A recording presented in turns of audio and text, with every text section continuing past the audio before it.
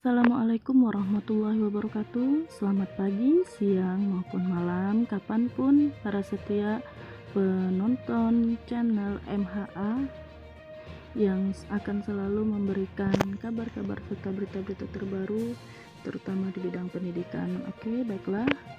Di sini kami akan membagikan materi atau kumpulan pertanyaan yang nanti akan ditayangkan pada acara belajar bersama TPRI pada hari Rabu 15 April 2020. Langsung saja. Untuk besok di tingkat PAUD masih seperti jadwal yang kemarin-kemarin, yaitu diputarkan animasi-animasi untuk anak-anak karena proses ini masih dalam proses mendapat izin dari sistem workshop yang di sini adalah contoh, tidak ada pertanyaan ataupun PR untuk anak PAUD. Lanjut memasuki kelas 1 sampai 3 tentang sahabat pelangi, temanya Hari Pahlawan, dimana pada sesi pertama yaitu untuk kelas 1 diadakan nanti pertanyaan untuk akhir segmen 1 ini, yang pertanyaannya adalah apa yang mereka rencanakan untuk memperingati Hari Pahlawan. Nanti adik-adik yang menyaksikan tayangannya diperhatikan betul-betul ya, biar nanti bisa menjawab seluruh pertanyaan yang diberikan. Lanjut pada segmen 2 atau untuk kelas 2, pertanyaannya nanti adalah berikan 3 contoh sikap seorang pahlawan. Lanjut pada segmen 3 atau untuk kelas 3, apa saran kamu untuk Wayan saat latihan drama agar tampil dengan baik? Kiat kalian bisa menjawab pertanyaan ini tentunya adik-adik semua harus menyaksikan seluruh tayangan-tayangan dari awal sampai akhir. Semangat belajar. Lanjut untuk kelas 4 sampai kelas 6, yaitu materi dongeng kita, temanya adalah cerita rakyat dan budaya. Sama seperti kelas-kelas yang lain, kunci utamanya adalah saksikan dan ikuti seluruh pembelajaran dari awal sampai akhir agar adik-adik semua bisa menjawab pertanyaan-pertanyaan yang diberikan. Pada segmen pertama, itu khususnya untuk kelas 4, pertanyaannya adalah bagaimana menurut kalian tentang sikap dan tindakan Putri Mandalika ketika mengambil keputusan untuk menyeberkan diri ke laut? Yang kedua, untuk kelas 5, siapakah yang menjadi tokoh utama dalam cerita Raja Ampat dan Telur Naga? Jelaskan pendapatmu. Kemudian yang ketiga, tuliskan apa yang kamu tahu mengenai baju adat dan lagu daerah Kalimantan Barat. Lalu ceritakan pada keluargamu. Oke, selamat menyaksikan nanti ya, dan selamat mengerjakan. Semangat belajar untuk semua.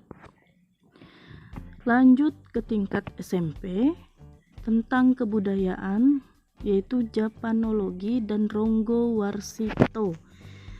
Saksikan betul-betul dan ikuti adik-adik semua biar kalian bisa menjawab pertanyaan. Yang pertama, pertanyaannya nanti, mengapa penanda pertanian dalam kalender Jawa yang menjadi panduan petani untuk melakukan aktivitas tidak berlaku pada era tanam paksa? Kedua, jika ditemukan di suatu daerah di Indonesia sebuah peninggalan peradaban masa lalu dan orang asing ingin menggali peradaban tersebut, apa yang akan kamu lakukan? Nanti jawabnya betul-betul dengan sungguh-sungguh agar semua bisa mendapat nilai yang baik dari Bapak dan Ibu gurunya semua. Oke. Lanjut ke tingkat SMA.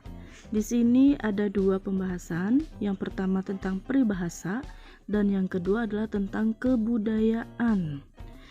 Pada tahap materi tentang peribahasa nanti kalian akan disuguhkan tayangan video suatu cerita. Jadi harus kalian saksikan betul-betul ceritanya.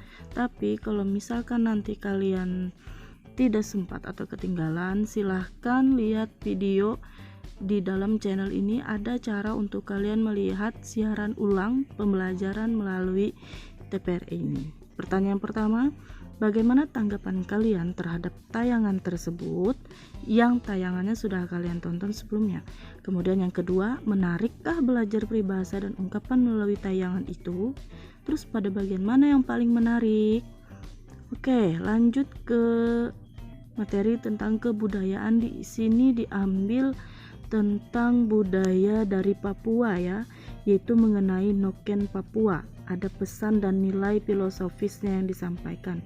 Tentunya kalian nanti bisa mengetahui dan bisa menjawab pertanyaan ini setelah kalian menyaksikan video yang akan ditampilkan.